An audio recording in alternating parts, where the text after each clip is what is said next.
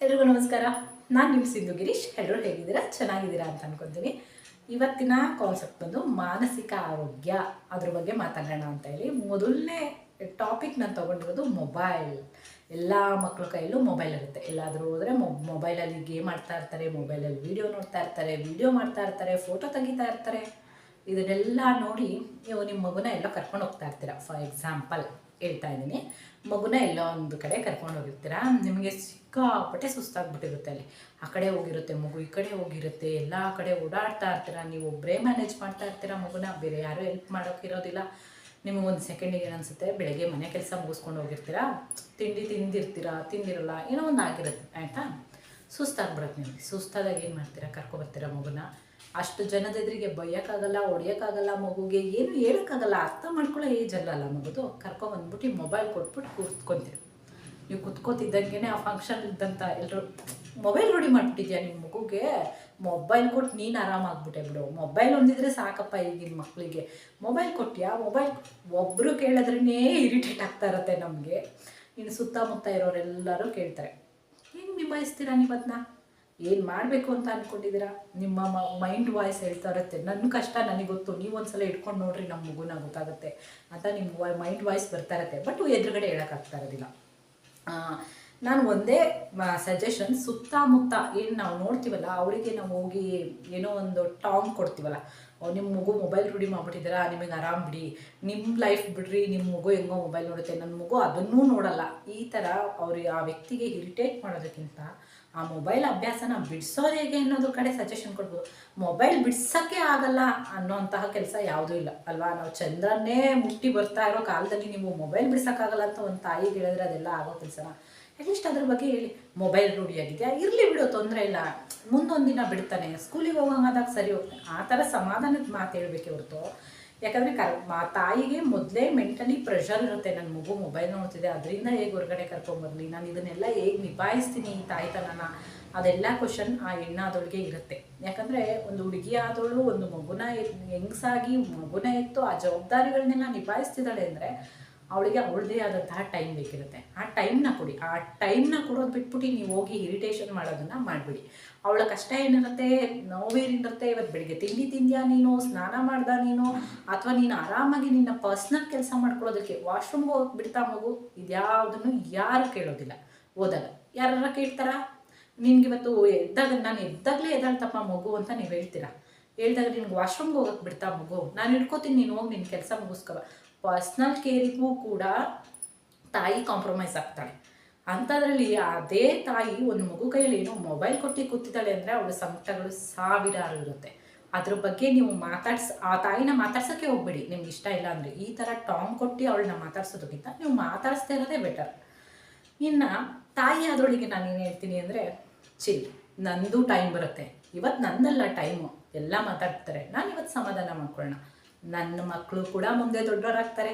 ಇನ್ನೊಂದು 2 ವರ್ಷ ಬಿಟ್ಟರೆ ನನ್ನ ಮಕ್ಳಿಗೆ ನನ್ನ ಸಂಕಟ ಅರ್ಥ ಆಗುತ್ತೆ.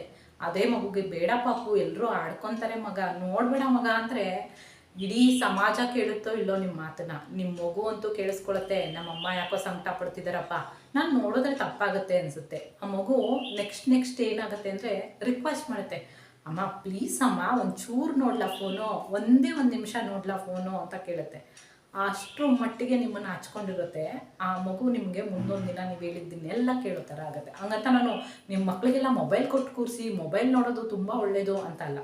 ನೀವು ಸಿಂಗಲ್ ಪೇರೆಂಟ್ ಆಗಿದ್ದರೆ, ನಿಮಗೆ ನೋಡ್ಕೊಳ್ಳೋದಕ್ಕೆ ಕಷ್ಟ ಆಗ್ತಿದೆ ಅಂದರೆ, ನಿಮ್ಮ ಮನಸ್ಸಿಗೇನೋ ಇವತ್ತು ರೆಸ್ಟ್ ಬೇಕಿರುತ್ತೆ. ತುಂಬ ಬೆಳಗ್ಗೆಯಿಂದ ಏನೋ ಬೇರೆ ಯಾರ್ದೋ ಹೆಲ್ತ್ ಇಶ್ಯೂಸ್ ಇರ್ಬೋದು, ಅಥವಾ ಮೆಂಟಲ್ ಪ್ರೆಷರ್ ಇರ್ಬೋದು, ಅಥವಾ ನಿಮ್ಮ ಪೀರಿಯಡ್ಸ್ ಆಗಿರುತ್ತೆ, ಅವತ್ತು ಪೀರಿಯಡ್ಸಲ್ಲಿ ನಿಮಗೆ ಹೊಟ್ಟೆ ನೋವಿರುತ್ತೆ, ಮೈಕೈ ಎಲ್ಲ ಪೇಯ್ನ್ ಆಗ್ತಾ ಇರುತ್ತೆ, ನಿಮ್ಗೆ ಆಗ್ತಾನೆ ಇರಲ್ಲ ಎದ್ದೋಡಾಡೋದಕ್ಕೆ. ಬಟ್ ಒಂದು 2-2.5 ವರ್ಷದ ಮಗು ಕುತ್ಕೋ ಅಂದರೆ ಕೂರುತ್ತಾ, ನಿಲ್ಲು ಅಂದರೆ ನಿಲ್ಲುತ್ತಾ, ಎಲ್ಲೋ ಸೌಂಡ್ ಆದಾಗ ಆ ಕಡೆ ಓಡೋಗುತ್ತೆ, ಟೇಬಲ್ ಮೇಲೆ ಹತ್ತುತ್ತೆ, ಮಂಚದ ಮೇಲೆ ಹಿಡಿಯುತ್ತೆ, ನೀವು ಒಬ್ಬರೇ ಇರ್ತೀರ ಮನೇಲಿ, ನಿಮ್ಮ ಕೈಲಿ ನೋಡ್ಕೊಳ್ಳೋದಕ್ಕೆ ಆಗ್ತಾ ಇರಲ್ಲ. ಆ ಟೈಮಲ್ಲಿ ನಿಮ್ಮ ಆರೋಗ್ಯ ತುಂಬ ಮುಖ್ಯ. ಮಗು ಮುಖ್ಯ ಅಲ್ಲ ಅಂತ ನಾನು ಹೇಳ್ತಾ ಇಲ್ಲ. ನೀವು ಚೆನ್ನಾಗಿದ್ದರೆ ಮಗುನ ನೋಡ್ಕೋತೀರ, ನೀವೇ ಚೆನ್ನಾಗಿಲ್ಲ ಅಂದರೆ ಮಗುನ ಹೇಗೆ ನೋಡ್ಕೊಳಕ್ಕಾಗುತ್ತೆ? ಕೊಟ್ಟು ಕೂರಿಸಿ ಮೊಬೈಲ್ ನೋಡಲಿ ಮಗು. ಎಷ್ಟೊತ್ತು ನೋಡಬೇಕೋ ಅಷ್ಟೊತ್ತು ನೋಡೋಕ್ಬೇಡಿ. ಒಂದು ಅರ್ಧ ಗಂಟೆ ಮಗುಗೆ ಮೊಬೈಲ್ ಕೊಟ್ಟು ನೀವು ರೆಸ್ಟ್ ಮಾಡಿ. ನಿಮ್ಮ ರೆಸ್ಟಿಂಗ್ ಟೈಮ್ ಮುಗಿದ ಮೇಲೆ ಮಗು ಹತ್ರ ಸಮಾಧಾನವಾಗಿ ಫೋನ್ ಆಫ್ ಮಾಡೋಣ ಪುಟ, ಹೊರಗಡೆ ಕರ್ಕೊಂಡು ಹೋಗ್ತೀನಿ, ಪಾರ್ಕಿಗೆ ಕರ್ಕೊಂಡು ಹೋಗ್ತೀನಿ, ಹೊರಗಡೆ ಮಕ್ಕಳು ಆಟ ಆಡ್ತಿದ್ದಾರೆ, ನಾನು ಅಲ್ಲಿಗೆ ಕರ್ಕೊಂಡು ಹೋಗ್ತೀನಿ. ಈ ಥರ ನೀವು ಮಕ್ಕಳಿಗೆ ಎನ್ಕರೇಜ್ ಮಾಡಿ. ತಾಯಿ ಇಷ್ಟು ನೋವು ಇಟ್ಕೊಂಡು ಏನೋ ಒಂದು ಮೊಬೈಲ್ ಕೊಟ್ಟಿದ್ದಾಳೆ ಅಂದಾಗ ಹೊರಗಡೆ ಸಮಾಜ ಟಾಂಗ್ ಮಾಡೋದು ಒಂದು ರೀತಿ ಸರಿ. ಆದರೆ ಮನೆಯಲ್ಲಿರೋ ಜನ ಅಥವಾ ಮನೆಯಲ್ಲಿ ಎಲ್ಲೋ ಕೆಲ್ಸಕ್ಕೆ ಹೋಗಿರ್ತಾರೆ, ಬರ್ತಾರೆ ಸಂಜೆ ಬಂದು ಇವತ್ತು ಬೆಳಗ್ಗೆಯಿಂದ ಫೋನ್ ಕೊಟ್ಬಿಟ್ಟು ನೀನು ಆರಾಮಾಗಿ ಮಲಗಿದ್ದೇನೋ, ಅಲ್ಲ ಈ ಕೆಲಸನೂ ಆಗಿಲ್ಲ ಆ ಕೆಲಸನೂ ಆಗಿಲ್ಲ. ತಾಯಿಗೇನು ಅಯ್ಯೋ ನನ್ನ ಮಗು ಮೊಬೈಲಲ್ಲಿ ರೂಢಿ ಆಗ್ಬಿಡುತ್ತೋ ಏನೋ ಅಂತ ಅಂದ್ಬಿಟ್ಟು ಮೊಬೈಲ್ ಬಿಡಿಸೋಣ ಅಂತ ಎಲ್ಲೋ ಆಟಾಡ್ಸಕ್ಕೆ ಕರ್ಕೊಂಡೋಗಿ ಮನೆ ಕೆಲಸ ಅಲ್ಲೇ ಪೆಂಡಿಂಗ್ ಇರುತ್ತೆ, ಬರ್ತಿದ್ದಂಗೆ ಆ ರೀತಿ ಮಾತಾಡ. ದಯವಿಟ್ಟು ಯಾವುದೇ ತಾಯಿಗೆ ಮನಸ್ಸಿಗೆ ನೋವಾಗೋ ಥರ ಮಾತಾಡಬೇಡಿ. ಒಂದು ಹೆಣ್ಣಾದವಳು ಆ ಟೈಮಲ್ಲಿ ಏನಂದರೆ ಡೆಲಿವರಿ ಆದಮೇಲೆ ಅವ್ರಿಗೆ ಮೂಡ್ ಸ್ವಿಂಗ್ಸ್ ಇರುತ್ತೆ, ಅವ್ರ ದೇಹದಲ್ಲಿ ವ್ಯತ್ಯಾಸ ಆಗಿರುತ್ತೆ, ಅವರ ಮನಸ್ಸಿನಲ್ಲಿ ತುಂಬ ರೀತಿಯಾದಂತಹ ಪರಿಣಾಮನ ಬೀರುತ್ತೆ. ಅವರಿಗೆ ಯಾವಾಗ ಅಳಬೇಕು ಅನ್ನಿಸ್ತಿರುತ್ತೆ ಗೊತ್ತಿರಲ್ಲ, ಯಾವಾಗ ನಗಬೇಕು ಅಂತ ಗೊತ್ತಿರಲ್ಲ, ಸುಮ್ಮನೆ ಒಬ್ರೊಬ್ಬರೇ ಇದ್ದಾಗಲೇ ಅಳಬೇಕು ಅಂತ ಅನ್ನಿಸ್ತಾರೆ, ಕಾರಣನೇ ಇರಲ್ಲ, ಬಟ್ ಅಳು ಬರ್ತಾ ಇರುತ್ತೆ ಅವರಿಗೆ. ಈ ಮತ್ತೆ ಯಾರ ಮೇಲೂ ನೀವೇನೋ ಒಂದು ಸಣ್ಣ ವಿಚಾರಕ್ಕೆ, ನಾನು ಪ್ರತಿ ಗಂಡಂದ್ರು ಆ ರೀತಿ ಇರ್ತಾರೆ ಅಂತ ಹೇಳಲ್ಲ, ಏನೋ ಒಂದು ಒಳ್ಳೇದಕ್ಕೆ ಹೇಳ್ತಾ ಇರ್ತೀರ ನೀವು, ಅದು ಬೇರೆ ಥರ ಟಾಂಗ್ ಅಲ್ಲ, ನೇರವಾಗಿ ಹೇಳ್ತಿರ್ತಾರೆ. ಬಟ್ ಆ ಹೆಣ್ಣಿನ ಮನಸ್ಥಿತಿ ಹೇಗಿರುತ್ತೆ ಅಂದರೆ ನಾನು ಯಾರ ಮೇಲೋ ಜಗಳ ಮಾಡಿಬಿಡ್ಬೇಕು, ಹತ್ಬಿಡ್ಬೇಕು ಅಂತ ಅನಿಸುತ್ತೆ. ಕೂಗಾಡ್ತಾರೆ, ಆಳ್ತಾರೆ. ಇನ್ನು ನೆಕ್ಸ್ಟ್ ಒಂದು ಅರ್ಧ ಗಂಟೆ ಬಿಟ್ಟ ಮೇಲೆ ಅವ್ರಿಗೆ ಸಮಾಧಾನ ಆಗುತ್ತೆ. ಸಮಾಧಾನ ಆದಮೇಲೆ ನೀವು ಸಮಾಧಾನವಾಗಿ ಮಾತಾಡ್ಸೋದನ್ನು ನೋಡಿ. ಎಲ್ಲೋ ಹೊರಗಡೆಯಿಂದ ಬಂದಿರ್ತಾರೆ, ಮಗು ಇಟ್ಕೊಂಡು ಪೇಚಾಡ್ತಿರ್ತಾರೆ ಅಂದರೆ ನೀವೊಂದು ಸ್ವಲ್ಪ ಹೆಲ್ಪ್ ಮಾಡಿ. ಯಾಕಂದರೆ ಒಬ್ಬರೇ ಹ್ಯಾಂಡ್ಲ್ ಮಾಡಿ ಮಾಡಿ ಮಾಡಿ ಅವ್ರಿಗೂ ಬೇಜಾರಾಗಿರುತ್ತೆ ಅಲ್ವಾ. ಎಲ್ಲೋ ಹೊರಗಡೆ ನೀವೆಲ್ಲೋ ಟೈಮ್ ಸ್ಪೆಂಡ್ ಮಾಡೋದನ್ನು ಮಗು ಜೊತೆ ಟೈಮ್ ಕೊಟ್ಟರೆ ಇನ್ನು 2 ವರ್ಷ 3 ವರ್ಷ ಬಿಟ್ಟ ಮೇಲೆ ನಿಮ್ಮ ಮಗು ಜೊತೆ ಟೈಮ್ ಸ್ಪೆಂಡ್ ಮಾಡೋದಕ್ಕೆ ಖಂಡಿತವಾಗ್ಲೂ ಆಗೋದಿಲ್ಲ. ಇನ್ನೊಂದೇನೆಂದರೆ ಇವಾಗ ಟೈಮ್ ಕೊಟ್ಟಿಲ್ಲ ಅಂದರೆ ಮುಂದೆ ಎಂದೋ ಒಂದಿನ ನೀವು ಟೈಮ್ ಕೊಡ್ತೀನಿ ಅಂತ ಬಂದಾಗ ಆ ಫ್ಯಾಮಿಲಿಯವ್ರಿಗೆ ಇಂಟ್ರೆಸ್ಟ್ ಕೂಡ ಇರೋದಿಲ್ಲ. ಅಯ್ಯೋ ಆವಾಗಲೇ ಹೇಳ್ತಿರೋದು ಇವಾಗ ಏನಕ್ಕೆ, ನನ್ನ ಮಗು ಇವಾಗ ಆರಾಮಾಗಿ ಊಟ ಮಾಡುತ್ತೆ, ನಿದ್ದೆ ಮಾಡುತ್ತೆ, ನಾನು ಹೇಳಿದ್ದೆಲ್ಲ ಕೇಳುತ್ತೆ, ಇವ್ರು ಬಂದ್ರೇನು ಬಿಟ್ರೇನು, ಎಷ್ಟೊತ್ತಿಗೆ ಬಂದ್ರೇನು ಅನ್ನೋ ಮನಸ್ಥಿತಿಗೆ ನಿಮ್ಮ ಮನೇಲಿರುವಂತಹ ಹೆಣ್ಮಕ್ಳು ಇದನ್ನು ಮನಸ್ಥಿತಿನ ದೂಡಬೇಡಿ ಅಷ್ಟೇ. ಇನ್ನೊಂದು ಹೆಣ್ಮಕ್ಳಿಗೆ ನಾನು ಸಜೆಷನ್ ಹೇಳಿದೆ, ಯಾರು ಏನಂದ್ರು ಕಿವಿ ಮೇಲೆ ಹಾಕೋಬೇಡಿ. ನಿಮ್ಮ ಟೈಮ್ ಬರುತ್ತೆ, ನಿಮ್ಮ ಟೈಮ್ ಬರೋವರೆಗೂ ಕಾಯಿರಿ. ನಿಮ್ಮ ಮಕ್ಕಳನ್ನ ನೀವು ಎಷ್ಟು ಬೆಳೆಸೋಕ್ಕೆ ಸಾಧ್ಯನೋ ಅಷ್ಟು ಪ್ರೀತಿಸಿ, ಎಷ್ಟು ಆರೋಗ್ಯವಾಗಿ ಬೆಳೆಸೋಕ್ಕೆ ಸಾಧ್ಯನೋ ಅಷ್ಟು ಬೆಳೆಸಿ. ನಿಮ್ಮ ಕೈಯಲ್ಲಿ ಎಷ್ಟಾಗುತ್ತೆ ಅಷ್ಟು. ಸಮಾಜ ಹೇಳಿದಷ್ಟಂತೂ ನಮ್ಮ ಕೈಯಲ್ಲಾಗಲ್ಲ. ನಾವು ಏನೇ ಮಾಡಿದ್ರೂ ಸಮಾಜ ಒಂದಲ್ಲ ಒಂದು ಕೊಂಕುಡ್ಕೆ ಹೋಗುತ್ತೆ. ಸಮಾಜದ ನಡುವೆ ಹೋದಾಗ ನನಗೆ ಇವತ್ತು ಕಿವಿ ಕೇಳಿಸ್ತಿಲ್ಲಪ್ಪ, ಯಾರ ಚೆನ್ನಾಗಿದ್ದೀರಾ ಅಂದರೆ ಚೆನ್ನಾಗಿದ್ದೀರಾ ಅನ್ಬೇಕು, ಯಾರು ನಕ್ಕರೆ ನಕ್ಕಬೇಕು, ಯಾರು ಏನಾರ ಅಂದರೆ ನನಗೆ ಕಿವಿ ಕೇಳಿಸ್ತಿಲ್ಲ, ನನ್ನ ಟೈಮ್ ಬಂದಾಗ ನಾನು ಮಾತಾಡ್ತೀನಿ ಅನ್ಬೇಕು. ನೆಕ್ಸ್ಟ್ ಮುಂದೊಂದು ದಿನ ನಾವು ಇವ್ರಿಗೆಲ್ಲ ನಾವೇನು ಅಂತ ತೋರಿಸೋಣ ಅಂತ. ನಿಮ್ಮ ಟೈಮ್ ಬರೋವರೆಗೂ ಕಾಯಿರಿ. ಯಾವುದೇ ಹೆಣ್ಮಕ್ಳು ದುಡುಕಿ ದುಃಖ ಪಡೋದು, ಅಳೋದು, ಮಕ್ಕಳಿಗೆ ಕರ್ಕೊಬಂದ್ಬಿಟ್ಟು ಮನೇಲಿ ಹೊಡಿಯೋದು, ಹಿಂಸೆ ಕೊಡೋದು ಮಾಡಬೇಡಿ. ಇವತ್ತು ಬಿಟ್ಟಿಲ್ಲ ಅಂದರೆ ಮುಂದೊಂದು ದಿನ ಬಿಡುತ್ತೆ ಮಗು. ನನ್ನ ಮಕ್ಕಳು ಕೂಡ ಫೋನ್ ನೋಡ್ತಾರೆ, ನಾನು ತುಂಬ ಹೆಮ್ಮೆಯಿಂದ ಅಂತ ಹೇಳ್ಕೊತಾ ಇಲ್ಲ.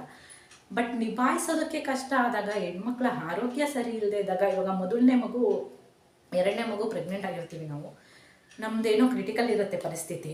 ಆ ಟೈಮಲ್ಲಿ ಇನ್ನೊಂದು ಮಗು ತುಂಬ ಆಟ ಮಾಡ್ತಿರುತ್ತೆ, ಅಮ್ಮ ನನ್ನ ಎತ್ಕೋ ಅಂತಿರುತ್ತೆ. ನಾವು ಎದ್ದೊಳೋ ಪರಿಸ್ಥಿತಿಲೇ ಇರಲ್ಲ, ಪ್ರೆಗ್ನೆಂಟ್ ಆಗಿದ್ದಾಗ ಮನೇಲಿ ಯಾರೂ ಇರೋದಿಲ್ಲ.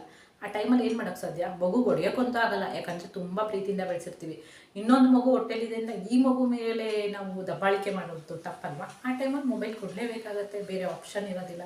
ಈ ಎಲ್ಲ ಸಿಚುವೇಶನ್ನ ನಿಭಾಯಿಸಿ ಕಳೆದು 1 ವರ್ಷ 2 ವರ್ಷ ನೀವು ಮುಂದೆ ಬಂದು ನೋಡಿದ್ರೆ ನಿಮ್ಗೆ ಅನಿಸುತ್ತೆ, ಹಿಂದೆ ಎಲ್ಲ ನನ್ನ ಮಗು ಇಷ್ಟೊಂದು ಫೋನ್ ನೋಡ್ತಿದ್ದು, ಇಷ್ಟೊಂದು ಇವಾಗೇನು ಇಷ್ಟು ಬದಲಾಯ್ತಲ್ಲ. ಕಾಲ ಎಲ್ಲದನ್ನು ಬದಲಾಯಿಸುತ್ತೆ, ಕಾದು ನೋಡಿ. ಇವತ್ತಿನ ವಿಡಿಯೋ ಇಷ್ಟೇ, ನಿಮ್ಗೆ ಇಷ್ಟ ಆಗಿರುತ್ತೆ ಅಂತ ಅಂದ್ಕೊತೀನಿ. ಇದೇ ಥರ ನಿಮ್ಮನ್ನು ಎನ್ಕರೇಜ್ ಮಾಡುವಂತಹ ವಿಡಿಯೋಗಳಲ್ಲಿ ಮುಂದೆ ಸಿಗ್ತೀನಿ. ಅಲ್ಲಿವರೆಗೂ ನಮಸ್ಕಾರ.